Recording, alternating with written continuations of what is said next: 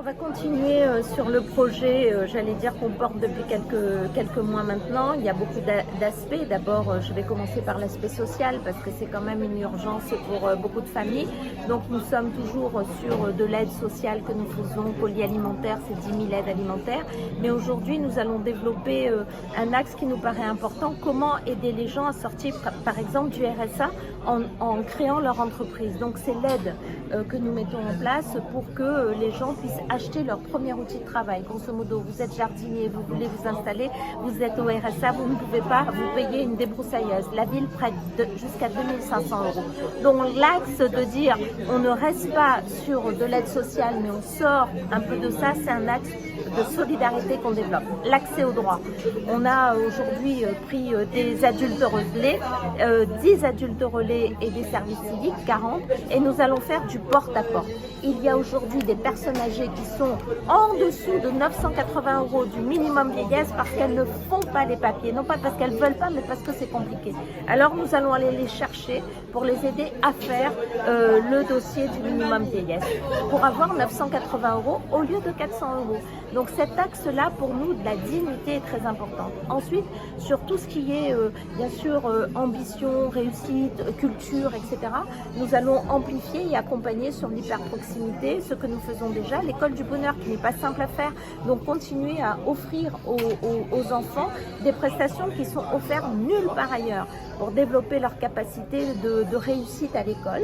Investir beaucoup, investir dans les écoles, 5 millions d'euros par an, et puis la transformation de la ville.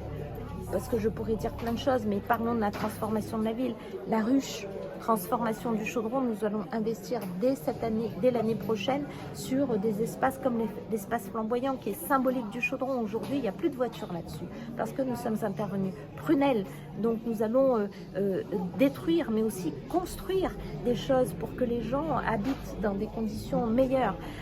Nous sommes sur de la transformation de la ville avec des travaux importants. Je pense à la route, par exemple, on ne l'a pas dit lors du conseil parce qu'il y a tellement de choses à dire, mais par exemple, nous allons refaire le boulevard de la Providence, le pont et toute la rue. Nous travaillons avec le conseil départemental pour faire devant les urgences du CHU toute cette rue avec un grand rond-point qui permettra de plus fluidifier la circulation. Donc voilà, les orientations budgétaires, c'est vraiment de la transformation d'abord de la ville avec du vert, mais ça on l'a déjà dit plusieurs fois et on va continuer, avec de l'ambition, le sport, la culture et l'éducation, de la solidarité et puis les grands projets que nous portons. Voilà, c'était très riche, c'était un débat très important dans un contexte qui est difficile, hein.